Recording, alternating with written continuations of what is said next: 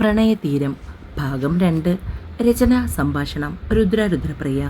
രാത്രി ഏറെ വൈകിയാണ് മഹേന്ദ്രൻ വന്നത്. എന്താ മഹേട്ട ഇത്രയും ലേറ്റായേ? ഇന്ന് ചെറിയൊരു പാർട്ടി ഉണ്ടായിരുന്നു മാലു. എവിടെ? ആ കുട്ടി ഉറങ്ങിയോ? പിന്നെ പാതിരാത്രി ഉറങ്ങാതെ മഹിയേട്ടൻ ഫ്രഷായിട്ട് വായോ, കഴിക്കാനെടുക്കാം. വേണ്ടടോ, ഞാൻ കഴിച്ചതാ.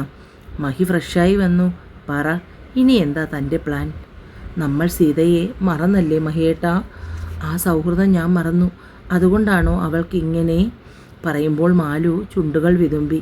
അതൊന്നുമല്ലടോ, ഇടയ്ക്ക് നമ്മൾ അവരെ തിരക്കിയില്ലേ? അല്ലാതെ നമ്മുടെ ഭാഗത്ത് തെറ്റില്ല. ആ കുട്ടി ഡിഗ്രിക്ക് ചേർന്നതല്ലേ ഉള്ളൂ.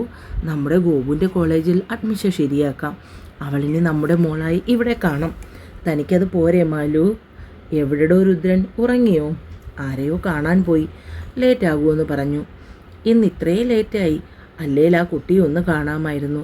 അതിനെന്താ, മഹിയേട്ടൻ വായു, നമ്മുടെ ഗോപുവിൻ്റെ കൂടെയുണ്ട്. ഉറക്കമായി കാണും. മഹിയും മാലുവും വരുമ്പോൾ ഗോപു ദേവയെയും ചുറ്റിപ്പിടിച്ച് ഉറക്കമാണ്. മഹി ദേവയുടെ അടുത്തേക്ക് ചെന്ന് നിറകയിൽ പതിയെ തലോടി. തൻ്റെ സീതയെപ്പോലെ തന്നെയാണ് അല്ലേ മാലു? മാലിനി അതിനൊന്ന് ചിരിച്ചു. പാവം കുട്ടി, ഈ ചെറുപ്രായത്തിൽ എന്തെല്ലാം അനുഭവിച്ചു. മഹിയേട്ടന് ഓർമ്മയുണ്ടോ, സീത ഗർഭിണിയാണെന്നറിഞ്ഞപ്പോൾ ഞാൻ പറഞ്ഞത്, സീതയ്ക്കുണ്ടാകുന്നത് മോളാണെങ്കിൽ നമ്മുടെ ദേവയെ കൊണ്ട് കല്യാണം കഴിപ്പിക്കണമെന്ന്. അവൻ്റെ മനസ്സിൽ എന്താണെന്നറിയാതെ താനൊന്നും ഇനി പറയണ്ട. ഇപ്പോഴത്തെ കുട്ടികളല്ലേ മാലു, അവരുടെ മനസ്സിൽ എന്താണെന്ന് ആർക്കറിയാം. നേരെ ഒരുപാടായി, താൻ വാ, നമുക്ക് കിടക്കാം. മഹി മാലുവിനെയും കൂട്ടി റൂമിന് പുറത്തേക്കിറങ്ങി. രാവിലെ ദേവ നേരത്തെ കുളിച്ച് ഫ്രഷായി അടുക്കളയിലേക്ക് ചെന്നു. പിന്നിൽ കാൽപ്പെരുമാറ്റം കേട്ട് മാലിനി നോക്കി. മോളിത്ര നേരത്തെ ഉണരുമോ? അമ്മയ്ക്ക് സുഖമില്ലാതായതിൽ പിന്നെ നേരത്തെ ഉണരും. എല്ലാ ജോലിയും ചെയ്തിട്ടാണ് കോളേജിൽ പോകുന്നത്. അതുകൊണ്ട് ശീലമായി. ഞാൻ എന്താ വിളിക്കേണ്ടത്? തപ്പിത്തടഞ്ഞുകൊണ്ട് ദേവ ചോദിച്ചു. എനിക്ക് നീ എൻ്റെ ഗോപുവിനെ പോലെ തന്നെയാ. മോൾ എന്നെ അമ്മയെന്ന് വിളിച്ചാൽ മതി. എന്നാൽ ഞാൻ മാലു അമ്മയെന്ന് വിളിക്കട്ടെ? ദേവ മാലിനിയോട് ചേർന്നു. രാവിലെ കാപ്പിക്കുള്ളതെല്ലാം ഞാനും കൂടി സഹായിക്കാം. ആഹാ, മോളിന്ന് നേരത്തെ മാലുവിനെ സഹായിക്കാൻ കിച്ചണിൽ കയറിയോ? ദേവ മഹേന്ദ്രനെ തന്നെ നോക്കി. ഇതാണ് മഹിയേട്ടൻ. ഇന്നലെ രാത്രിയിൽ ഒരുപാട് ലേറ്റായിട്ടാണ് വന്നത്. മുറിയിൽ വന്നിരുന്നു. മോള് നല്ല ഉറക്കമായിരുന്നു. മാലിനി മഹീന്ദ്രനെ ദേവയ്ക്ക് പരിചയപ്പെടുത്തി കൊടുത്തു. മഹി ദേവയെ അയാളുടെ അടുത്ത ചെയറിലേക്ക് ഇരുത്തി. മാലുവിൻ്റെ ഏറ്റവും അടുത്ത കൂട്ടുകാരിയായിരുന്നു മോളുടെ അമ്മ. ആരുമില്ല എന്ന തോന്നലൊന്നും വേണ്ട. ഇത് മോളുടെ സ്വന്തം വീടാണ്.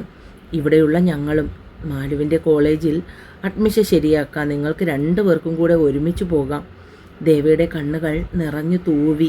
മഹി അവളുടെ കണ്ണുകൾ തുടച്ചു കൊടുത്തു. ഇനി ഈ കണ്ണ് നിറയാൻ പാടില്ല. എന്താവശ്യമുണ്ടെങ്കിലും ഇവിടെ എന്നോട് പറയാം. ഇല്ലെങ്കിൽ മാലുവിനോട്.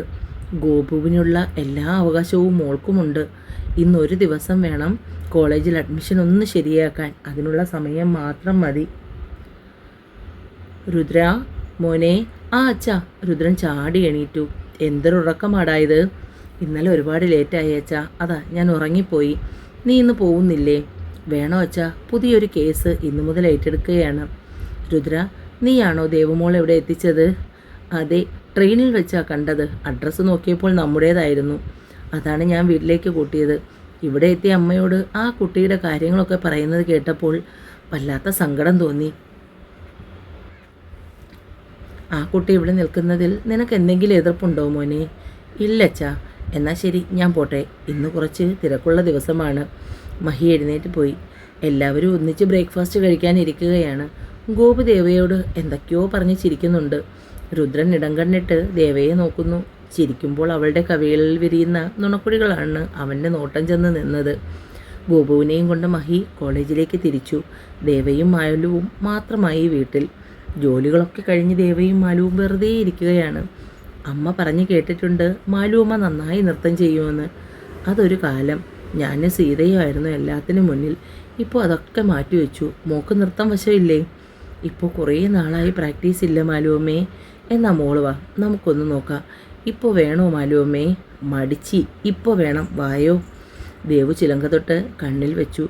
മാലു ആ ചിലങ്ക ദേവയെ അണിയിച്ചു.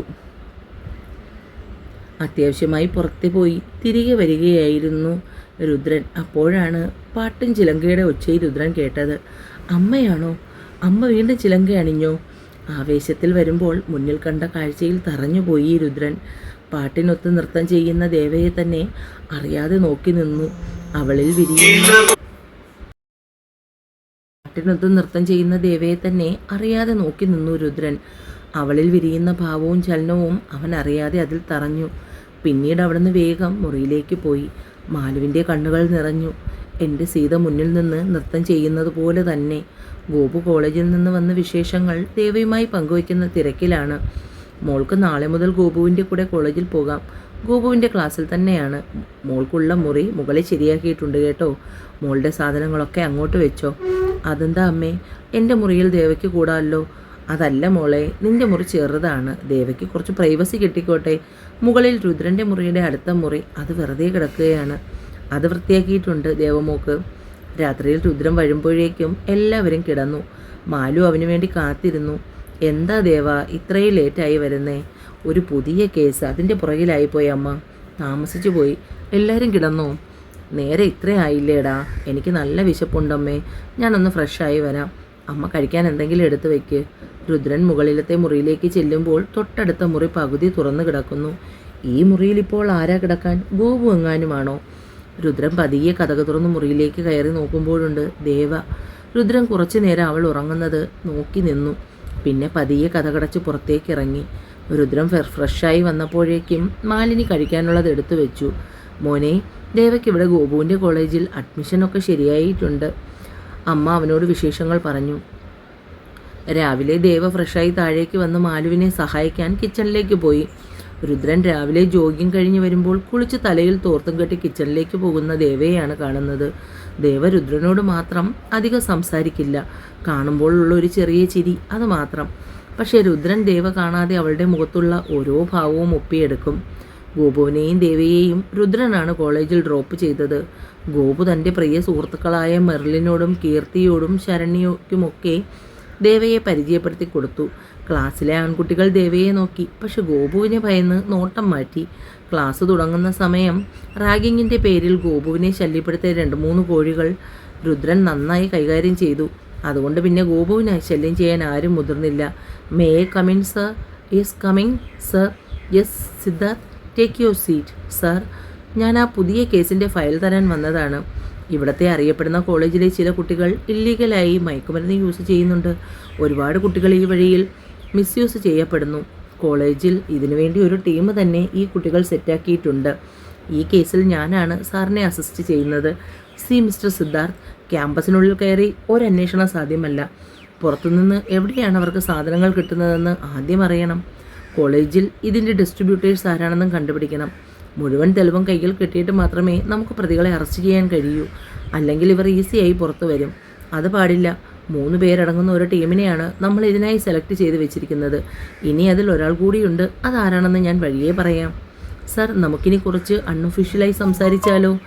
നീ ഡൽഹിയിൽ നിന്നാണ് എന്നാടാ തിരികെ എത്തിയത്? എന്താടാ നീ ഒരു വിളി പോലും വിളിക്കാത്തത്? സിദ്ധാർത്ഥ് രുദ്രൻ്റെ അടുത്തേക്ക് ചെന്ന് അവൻ്റെ തോളിലടിച്ചു. രുദ്രനും സിദ്ധാർത്ഥും +2 മുതലുള്ള കൂട്ടാണ്. ചങ്കും കരണും എന്ന് പറയുന്ന പോലെ. എന്തായി മോനെ രുദ്ര, നിൻ്റെ സ്വപ്നം? എന്തെങ്കിലും പുരോഗമനം ഉണ്ടോ? അതാ ആ മറകിൽ തന്നെ കുരുങ്ങി നിൽക്കുകയാണോ? ഞാൻ നിന്നോട് പറയാൻ മറന്നു സിദ്ധു. ദേവയെ കണ്ടതു മുതലുള്ള എല്ലാ സംഭവങ്ങളും വള്ളി പുള്ളി വിടാതെ സിദ്ധുവിനോട് പറഞ്ഞു. ഭാഗ്യവാനെ, അപ്പോൾ ആ കൊച്ചിപ്പോൾ നിൻ്റെ വീട്ടിലുണ്ടല്ലേ? പാവമാടാ സിദ്ധു. ഈ പ്രായത്തിനിടയ്ക്ക് അനുഭവിക്കാത്ത ഒന്നുമില്ല. എനിക്ക് ആ കുട്ടിയെ കാണുമ്പോൾ പറയാൻ അറിയില്ല സിദ്ധു, തോന്നുന്ന വികാരം എന്താണെന്ന്. എൻ്റെ സ്വപ്നത്തിൽ കുറേയായി കടന്നു വരുന്ന ആ മുഖം. എനിക്ക് അവളോട്. രുദ്രൻ പകുതിയിൽ നിർത്തി. Rudra, do you love her? I don't know Sidhu how much I love her. Rudran കസേരയിൽ പിന്നിലേക്ക് ചാഞ്ഞിരുന്നു. Oh my god, the great Rudradeva Pratapa Varma fan in love. Sidhu ചിരിച്ചു. കോളേജിലും IPS ട്രെയിനിങ് ക്യാമ്പിലും ഇഷ്ടമാണെന്ന് പറഞ്ഞ് പുറകെ നടന്ന എത്രയോ പെൺകുട്ടികൾ ഫോഴ്സിൽ തന്നെ ഉണ്ടടാ. അവരിൽ ഒന്നും കാണാത്ത എന്ത് പ്രത്യേകതയാണ് രുദ്ര നിൻ്റെ ദേവപ്രിയ? എനിക്കറിയില്ല സിദ്ധു. എന്നോടവൾ ഇന്ന് വരെ ഒന്ന് സംസാരിച്ചിട്ട് കൂടിയില്ല. ഐ ഫീൽ അവൾക്ക് എന്നെ പേടിയാണെന്ന് തോന്നുന്നു സിദ്ധു. എന്നോട് മാത്രം ഒന്നും സംസാരിക്കില്ല. ഗോപുവുമായി നല്ല കൂട്ടാണ്. അസാധ്യമായി നൃത്തം ചെയ്യും. നമ്മളതിൽ ലയിച്ച് നിന്നു പോകും സിദ്ധു. ഇത്രയൊക്കെ നിൻ്റെ ഉള്ളിലുണ്ടായിരുന്നു രുദ്ര. I can believe. നീ ഒരു പ്രണയരോഗിയായി മാറിയിരിക്കുകയാണ് രുദ്ര. മതി നിർത്തട. ഇന്ന് ഈവനിങ് കേസുമായി ബന്ധപ്പെട്ട ഡീറ്റെയിൽസ് എനിക്ക് കിട്ടണം. Understand? Yes sir, you may go. നീട്ടി വലിച്ചൊരു സല്യൂട്ടും കൊടുത്ത് പല്ലും കടിച്ചു പിടിച്ച് സുധു പുറത്തേക്ക് പോയി. രുദ്രൻ വീണ്ടും ആലോചനയിൽ മുഴുകി. അമ്മേ, കോളേജ് ഡേ വരാൻ പോകുന്നു. കുട്ടികൾ എന്തിനൊക്കെയോ പാർട്ടിസിപ്പേറ്റ് ചെയ്യണമെന്ന് പറഞ്ഞു. പേര് കൊടുക്കണം. ഗോപു, നീ എന്തിനൊക്കെ പങ്കെടുക്കുന്നു? ഞാനൊന്നും തീരുമാനിച്ചില്ല അമ്മ. മർലിനും കീർത്തിയും ശരണ്യയും എന്നെയും ദേവയെയും ചേർത്ത് ഗ്രൂപ്പ് ഡാൻസ് പ്ലാൻ ചെയ്യുന്നുണ്ട്. ദേവമോൾ ഗ്രൂപ്പ് ഡാൻസിനൊന്നും നിൽക്കണ്ട. മോള് നല്ലൊരു സിംഗിൾ ഡാൻസ് കളിച്ചാൽ മതി. ദേവയ്ക്ക് ഡാൻസ് കളിക്കാൻ അറിയുമോ അമ്മ? പിന്നെ എൻ്റെ സീത മുന്നിൽ നിന്ന് നൃത്തം ചെയ്യുന്നത് പോലെയാ ദേവ നൃത്തം ചെയ്യുന്നത്. അത് കേട്ടപ്പോൾ ദേവയുടെ കണ്ണുകൾ നിറഞ്ഞു. എൻ്റെ മോക്ക് സങ്കടമായോ? ഈ അമ്മയായിപ്പോൾ ദേവയെ കരയിപ്പിച്ചത്. മറ്റൊരു കാര്യം അറിയുമോ? ദേവ നന്നായി പാടുമമ്മ. ഞാൻ 1-2 തവണ കേട്ടതാ. ആണോ? ദേവമോള് പാടുന്നത് അമ്മ ഇതുവരെ കേട്ടില്ലല്ലോ. വെറുതെയാ മാലു അമ്മേ, ഗോപു വെറുതെ പറയുന്നതാ. ഇല്ലമ്മേ, ഞാൻ ശരിക്കും കേട്ടതാ. ദേവ നന്നായി പാടും. മാലു അമ്മയ്ക്ക് വേണ്ടി പാടില്ലേ മോളെ? ദേവയ്ക്ക് പിന്നെ എതിർക്കാൻ കഴിഞ്ഞില്ല.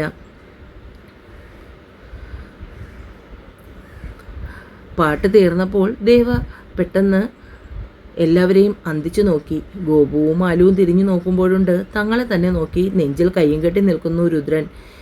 ഈ ചേട്ടനെ കണ്ടിട്ടാണ് ദേവ പാട്ട് നിർത്തിയത്. അതിന് ഞാൻ എന്ത് ചെയ്തു? രുദ്രൻ കൃത്രിമ ഗൗരവം നടിച്ചു. അമ്മേ, കഴിക്കാനെടുക്ക്. നീ ഫ്രഷ് ആവുന്നില്ലേ? ഇല്ലമ്മേ, നല്ല വിശപ്പ്. മാലുവും ഗോപുവിനും പിന്നിലേക്ക് പോകാനഞ്ഞ ദേവയെ രുദ്രൻ വിളിച്ചു. ദേവ, പാട്ട് നന്നായിരുന്നു. അവൾ അതിനൊന്ന് ചിരിച്ചു.